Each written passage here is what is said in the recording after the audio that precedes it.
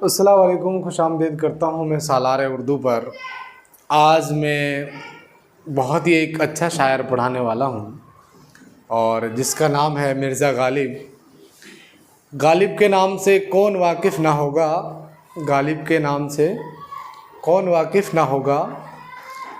ये दुनिया है जनाब, जहाँ इश्क करने वाले हैं वहाँ गालिब भी है। यानी गालिब ने जो अपना मर्तबा और जो अपनी शान व शौकत पाई है और मरने के बाद उन्होंने बहुत ज़्यादा इज़्ज़त पाई है। मरने से पहले उतनी उसको इज़्ज़त नहीं दी गई और मरने के बाद उससे ज़्यादा दी गई है। यानी कहते हैं ना कि ए इश्क क्या करोगे, ए इश्क क्या करोगे, सुकून छीना, सुकून छीना, चैन छीना। अब तो रात के ख्वाबों में भी उसने बेवफाई की है, अब तो रात के ख्वाबों में भी उसने बेवफाई की है। और क्या क्या करोगे, यानी इश्क और क्या क्या करोगे। आज हम वही पढ़ने वाले हैं कि इश्क ने गालिब निकम्मा कर दिया, वरना आदमी हम भी काम के थे। चलो शुरू करते हैं। इससे पहले जो आपने पढ़ा है, उम्मीद है कि आप लोगों के वो अच्छे तरीके से समझ में आया होगा। चलो हम आपको गालिब की तस्वीर दिखाते हैं।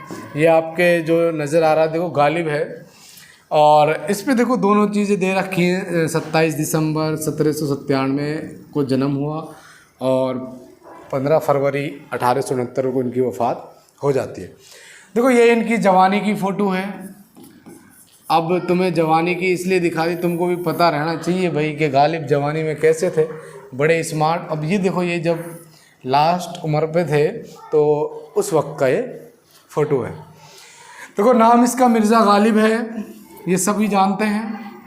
और जो असल नाम है इनका मिर्ज़ा असदुल्ला खां, तखल्लुस गालिब। पहले असद करते थे, यानी ये पहले अपना जो तखल्लुस था क्या करते थे, असद। और फिर बाद में इन्होंने गालिब अपना तखल्लुस किया था।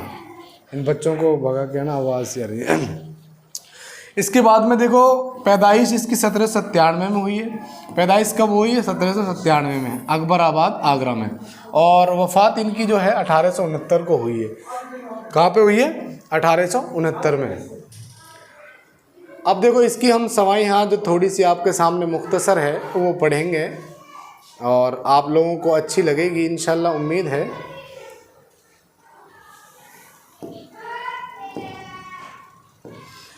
यानी वफ़ात इनकी 1869 में हुई है और मिर्ज़ा गालिब की विलादत, विलादत कहते हैं देखो पैदाइश को, विलादत आ जाए, आमद आ जाए या फिर जन्म आ जाए, ये चीज़ें हैं। अगर कोई टीचर नहीं भी बता रहा है तो इसमें आप लोग बुरा मत मानिएगा, हो सकता है उनके जहन में ना रहा हो, लेकिन आप लोग ये चीज़ याद रखना, रहलत आमद सारी जन्म में होती है।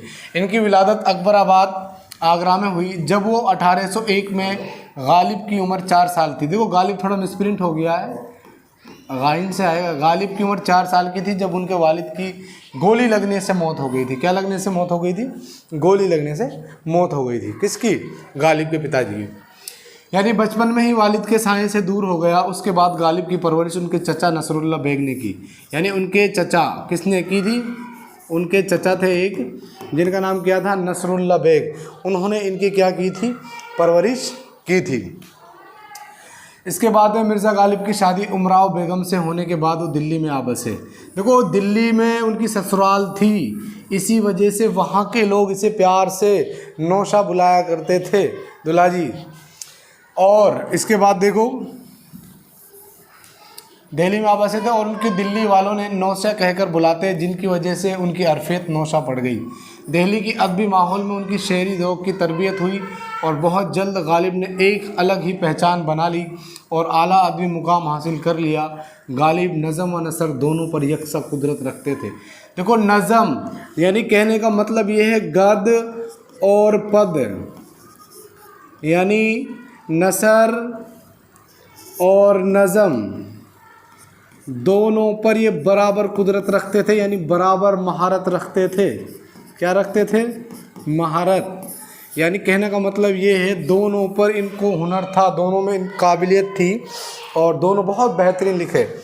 इसके बाद में देखो नसर व नज़म दोनों पर गालिब का अंदाज़ बहुत मुनफरद है, यानी अलग है, यूनिक है।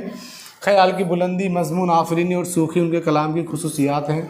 उनकी शायरी में इंसान के वजूद और उनकी दुनिया के गहरे मसलों का बयान मिलता है। यहाँ तक उम्मीद है कि आप लोगों को समझ में आ गया होगा। इसके बाद में देखो, ये गालिब जितने बड़े मुफक्किर थे उतने ही बड़े फ़नकार थे, जितने बड़े मुफक्किर थे उतने बड़े फ़नकार थे। तो वो कहने का मतलब ये है, एक होता है कलाकार, फ़िक्रमंद। कहने का मतलब ये है जितने बड़े वो नसर के थे उतने ही बड़े वो नज़म के भी थे, है ना। फ़िक्रमंद अपने कलाम की वसीयत के साथ साथ गालिब अपनी सनाई और तबाही के लिए भी हमेशा याद रखे जाएंगे। सबसे बड़ी बात यह है कि गालिब ने जो बुलंद मर्तबा शायरी में हासिल किया है वही मर्तबा उनको नसर में भी हासिल है। देखो, ये था गालिब का जो मुख्तसर सवाई हाथ है, मैं वो आपको बयान कर रहा हूँ। यानी जितना मर्तबा उनको शायरी में हासिल था उतना उनको नसर में भी है। इसके बाद में दीवान गालिब में बामुश्किल 2000 अशार होंगे। दीवान गालिब किसका है? गालिब का है, मिर्ज़ा गालिब का है। उसमें मुश्किल से कितने अशार होंगे? 2000। लेकिन गालिब हिंदुस्तान ही नहीं, दुनिया के बड़े बड़े शायरों में शुमार किए जाते हैं। यानी गालिब ऐसा नहीं है कि दुनिया में ही, अपने हिंदुस्तान में ही ये मशहूर है, बाहर नहीं है, ऐसा बिल्कुल भी नहीं है। गालिब हिंदुस्तान के बाहर भी बहुत ज़्यादा मशहूर हैं। इनके जो बहुत सारे अशार हैं, जो इनकी इश्क की दास्तां हैं, वो बहुत ही ज़्यादा मशहूर है। उनके खतूत के 2 मजमूए हैं, उर्दू मौला और औदे हिंदी के नाम से शाये हुए हैं। इनके खतूत के कितने मजमूए भाई? खतूत के कितने मजमूए हैं? देखो, खतूत जो है किसकी जमा है? ख़त की जमा है। किसकी जमा है? ख़त की जमा है। इसने 2 लिखे हैं, एक तो है 2 मजमू उर्दू मौला और दूसरा औदे हिंदी। अगर आपसे पूछा जाए, जो इसमें आपको नोट करने की बात यह है कि जो आपसे, अगर वैसे तो नहीं पूछेगा, फिर भी आप थोड़ा जहन में रखने के लिए रख लीजिएगा कि गालिब ने कितने खतूत लिखे हैं? 900 खतूत लिखे हैं। कितने लिखे थे? 900 खतूत। अब 900 खतूत जो लिखे थे, इन 2 जो मजमूए थे, औदे हिंदी और उर्दू मौला, इनमें इन्होंने जमा किए थे। उम्मीद है कि आप लोगों के ये सवाई हाथ जो है अच्छी तरीके से समझ में आ गया होगा। और इसी में मैंने एक अपना शेर लिखा है, आप इसको भी देख लीजिएगा। मेरी एक गज़ल का शेर है कि कहने का मतलब मेरा ये है कि हम लोग गज़ल पढ़ने वाले हैं, तो गज़ल से पहले थोड़ा माहौल बनना चाहिए कि किस तरीके से हमारी गज़ल होने वाली है। और कोई भी चीज़ है, जब तक आप अच्छे से नहीं समझोगे तो आप नहीं समझ पाओगे।